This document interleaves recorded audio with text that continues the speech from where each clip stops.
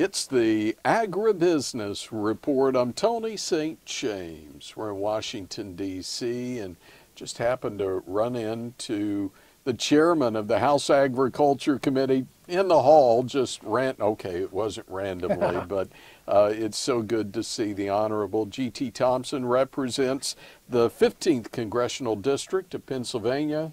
Great to see you. Tony, great to see you. It's always great to talk with you, but what a pleasure to be able to sit in person with you. Thank you for the opportunity. Well, thank you. And, you know, we've had the opportunity to visit now for quite some time. You weren't a freshman when we started talking, but it was early on for you. Did you ever really guess that someday you'd be really guiding the ship to a new farm bill? No. No, I hadn't. What a privilege and an honor to be able to do that, though, on behalf of all those hardworking families that are a part of America's #1 industry. So I'm, it's, I got to pinch myself sometimes. The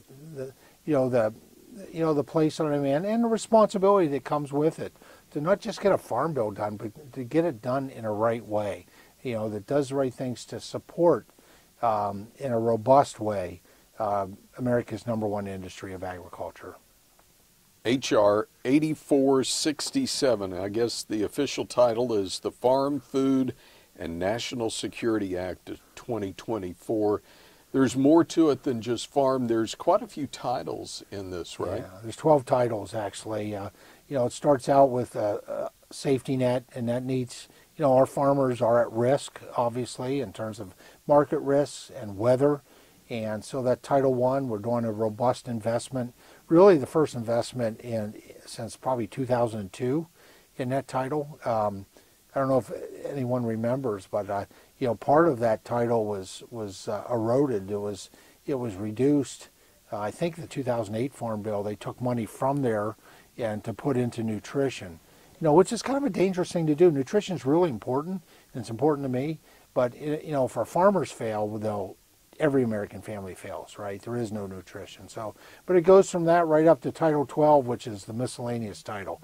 And then all kinds of things in between, economic development, there is crop insurance, there's the credit title, there's research. And we've really, based on listening to the voices of American agriculture all across this country, 85 listening sessions, 40 states, 1 territory. We've really took that input, and I think we've written a really strong farm bill. Has there been any concern from a budget perspective as you write this next farm bill and mark up this new farm bill and then debate this new farm bill? I guess just the fact that we are where we are as a nation in debt, that plays a role, doesn't it? It does, and that was clear from the beginning. I was committed, although we needed to do new investments based on what we heard, there'd be no new spending. And so we had to really find funding sources within our jurisdiction of agriculture. And I'm pleased to say I've been able to do that, and do that in a way that kind of honors my previous career, which was in healthcare, where I was in preparing to provide healthcare. It was kind of drilled into me, do no harm. And so the pay-fors that we found are actually adequate. They're really going to allow us to make this a highly effective and transformational farm bill. But it really does no harm in those areas. So in the areas of the Inflation Reduction Act, the Thrifty Food Plan evaluation process, and that won't, and also then in really looking at dollars in terms of from the Congressional Budget Office, making sure that they get an accurate costs of these programs. None of that does any harm to conservation, to nutrition, or quite frankly, programs like the Commodity Credit Corporation, which is so important that we have. We do no harm to that, but we're able to find the adequate funding. It's kind of win-win.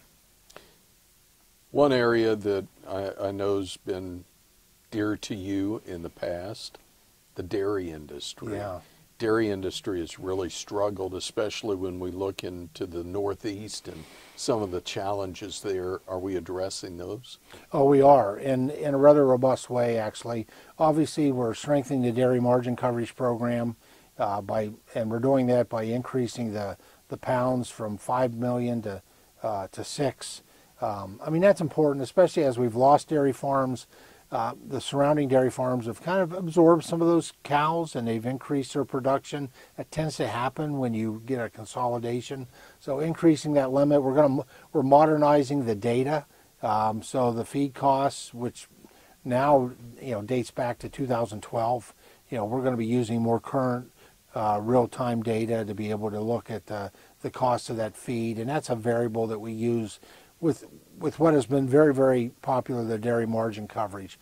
I have gotten a waiver from the Education Workforce Committee, so we will be attaching a bill that was my bill that passed out of the House with 331 votes, the Whole Milk for Healthy Kids, which really addresses, first of all, our youth in school getting access to most nutritional beverage, so it's good for their health. At the same time, it's a great market opportunity, right? And so it will expand the recapture market that we've lost, going back to 2009, 2010. And then there's some incentive programs in terms of nutrition. There's just a lot in there that'll be, it's good news and overdue news for our dairy industry.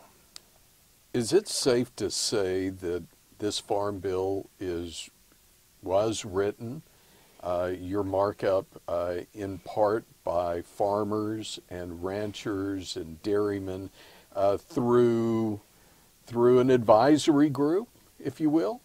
Well, it's fair to say I described it as that's one way that just accurately says it. When you look at it, it's the world's largest advisory group because it's farmers and ranchers and folks, processors all over the country, right?